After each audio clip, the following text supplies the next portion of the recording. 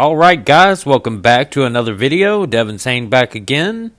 This one I'm going to be doing my review on The Walking Dead Season 11, Episode 10, New Haunts. What a great episode. Let's get right into it. So we start off in a haunted maze at the Commonwealth. A little spooky, and I know it's got to be a little bit spooky for RJ, because they're using real walkers inside this haunted house. RJ's just kind of like, okay. I don't know what to think. I don't know what he would think. Spooky, right? So we get the walker that's walking towards them from the door, and clearly he's acting, and Uncle Daryl just says, hey, bud, that's enough, all right? So from there, they walk out of the haunted maze and join the Halloween party at the Commonwealth. Everyone's having fun. You see Stephanie, or the character that they're calling Max right now. I'm still like really confused. Stephanie or Max? That's got to be the real Stephanie, right? We get a shot of Pamela, and apparently she is hosting a Halloween costume party, which is really cool. So, yeah, in the apocalypse, you don't have to be like 18 years old to play the lottery, apparently.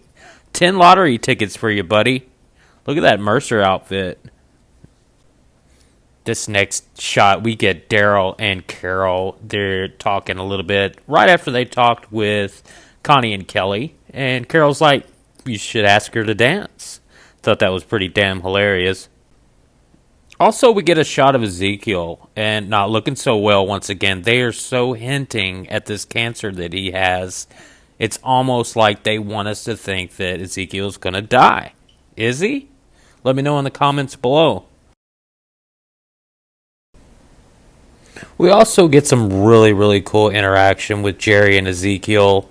The kids are playing tug-of-war with Shiva's leash, which I thought was pretty cool. So Jerry's like, kids, got to get the leash back to the man, right? As nice and generous as Ezekiel is, he actually gives the leash to this young kid. Not sure this kid's name, but yeah, he got Shiva's collar or leash. That's awesome. This frame we catch Rosita and Gabriel talking. Gabriel's like, hey, I know you've been working. Let me babysit tonight. She's like, sure. And in this shot, we get Carol, and she is looking like, what did I get myself into? What is this? What do I do? You can see her brainstorming there. A little bit later on in the episode, we get Daryl and Rosita walking out of their apartments. It's pretty funny. Rosita said this place is made of paper. So I guess they're living in, I don't know, the trenches of Commonwealth, right? So Carol, being Carol, walks into the hospital. She bumps into this guy with the broom.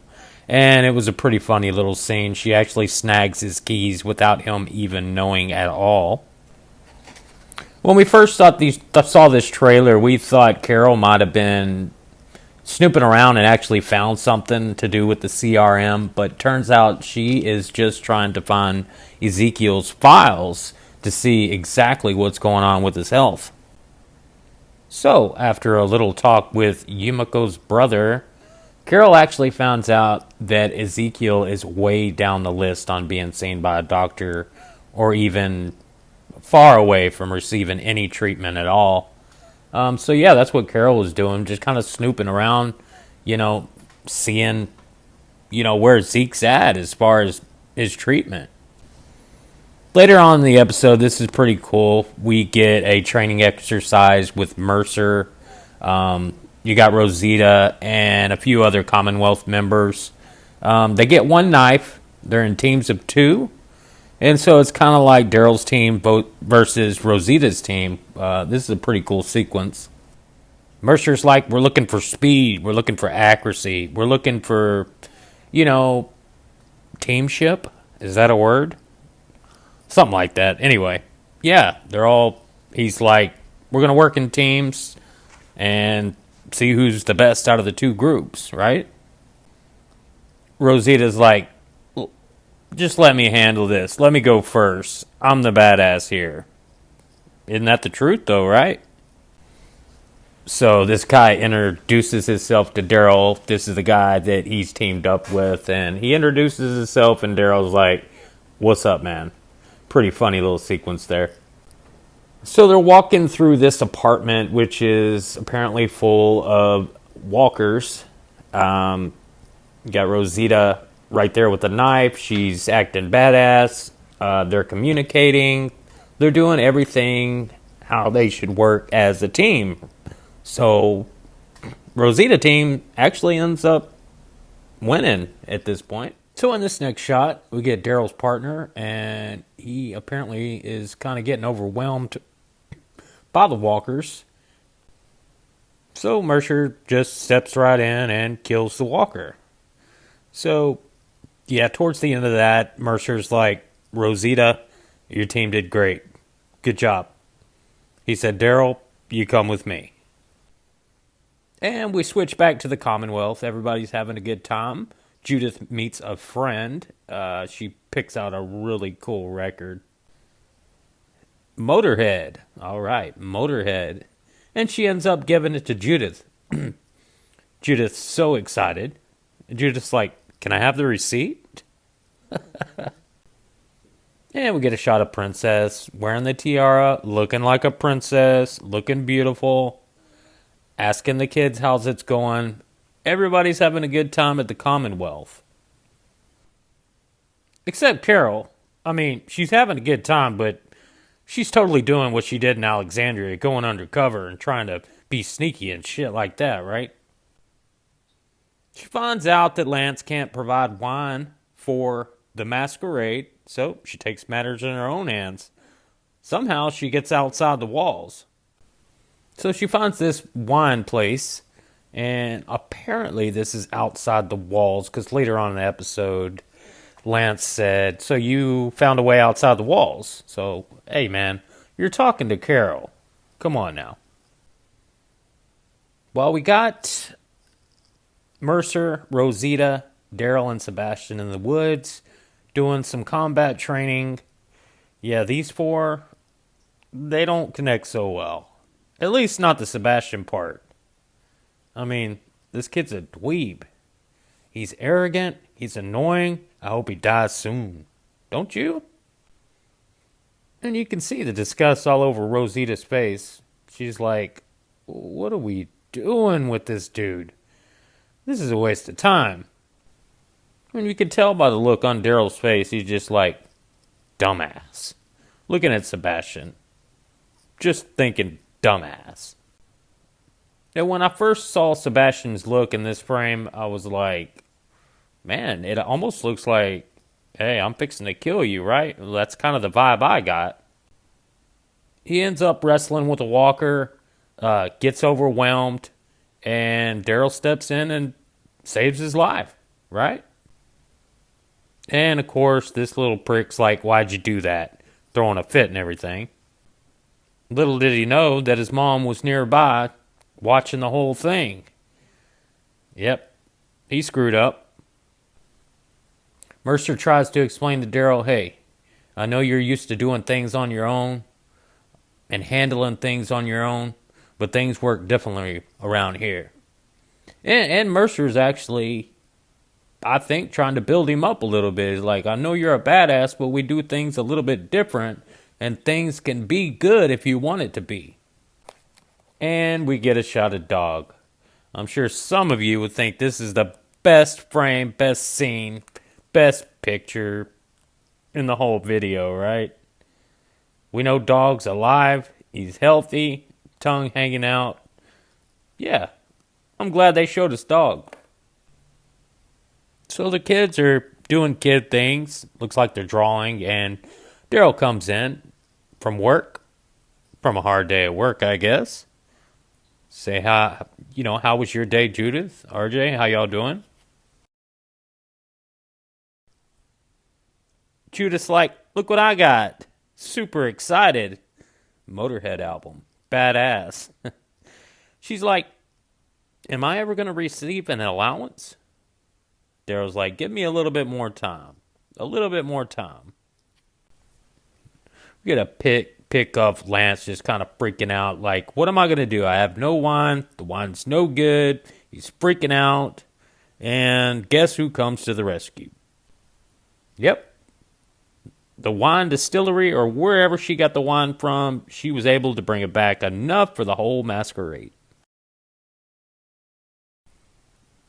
Yeah, and Lance is pretty much like, all right, game on. Cool. So as we get into these next parts, I think it's dragged out just a little too much at the masquerade ball, but it kind of shows where our characters are at. Magna, her job as a server for the masquerade, serving wine. And everybody's having a good time. You see Max, okay? They're calling this lady Max, the lady in the middle. I think it's the real Stephanie. It's boggling my mind, but hopefully we'll find out about this later on. Anyway, not to get off topic about that. Like I said, everybody's having a good time. Yumiko's there, her brother's there.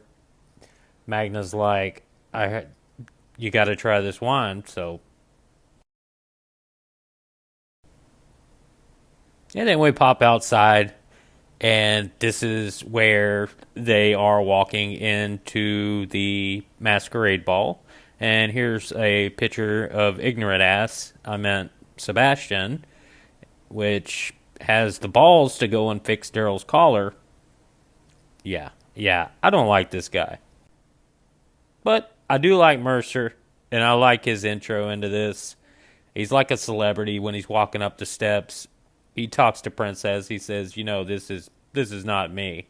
And she's like, yes, it is. So, anyway, make a long story short, they walk in together. Before getting stopped at the door by the doorman saying, there's a dress code. Yeah. Connie and Kelly actually get an opportunity to chat with Pamela at the masquerade ball as well, asking her a few questions, and yeah, some detailed questions at that. Pamela walking away from Lance, and she's like that thing on Alexandria. We need to get on that. And he's like, I got a pitch. She's like, I bet you do. Anyway, now that we're past the introduction of the masquerade, we do get this guy from the episode Splinter, the guy that Princess beat up. You can already tell that something's on his mind here.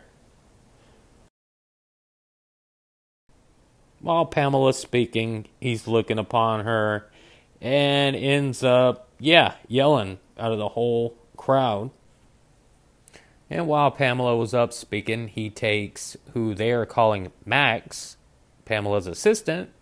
I'm calling her Stephanie, and he takes her at knife point. He tends to back off and run through some curtains where he runs out, and Sebastian's yelling at Mercer saying, get him. Well, first person out the door, Daryl. So Daryl goes after this guy. He ends up getting him to pull the knife down and surrender, while at the same time handing him over to Sebastian so Sebastian can take him back to his mother and Daryl can give him the credit. And that's when we see Sebastian coming back to the masquerade and handing him over to Pamela, which she says, well done.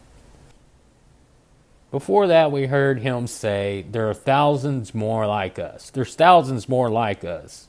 Or there very well could be. We have no idea, but Pamela did question Lance and say, are there thousands more? Lance confidently saying no. Mercer sends Rosita back inside after all the chaos to question Magna, which she gets absolutely nothing out of.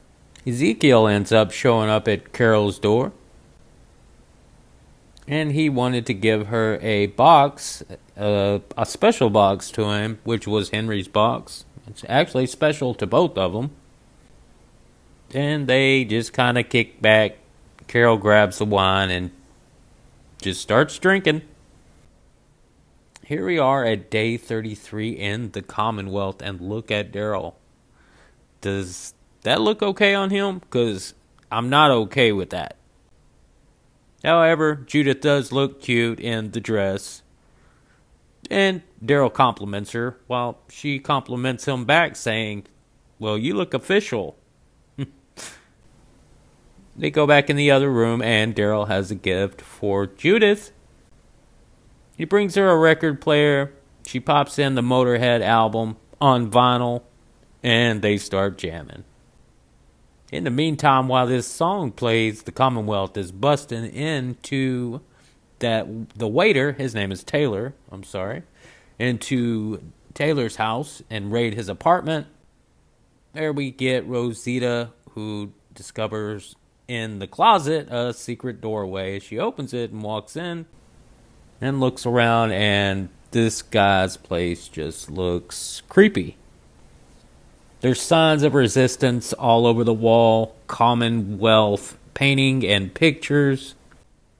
And if you look closely at that picture on the wall, that does not look like Commonwealth gear to me. That looks like something that the CRM mask would be like, or someone would wear. But we'll definitely have to wait to find out about that. So Rosita's looking around this place, and she's just thinking, and I think she's starting to learn that there is a resistance and that there's something more deeper about this situation. And that's pretty much how the episode ends. It was a great episode. I liked episode 9. I can't make my mind up which one I like better, 9 or 10. 10 was just as good. It's been a good second half so far, so I'm super excited. Guys, thanks for watching the video. We'll have a lot more videos coming out for you guys. I have just been really busy, and there's a lot of editing involved. So, yeah, trying to do that. Not only with the editing, I'm dealing with copyright from YouTube for my reactions, so that kind of sucks. If you guys have any advice on that, just drop it in the comments below. Surely would appreciate that. And as always, thanks again, guys. Be sure and subscribe. I sure would appreciate you guys. Yeah. Also, like and comment. Guys, I got a lot more stuff coming your way.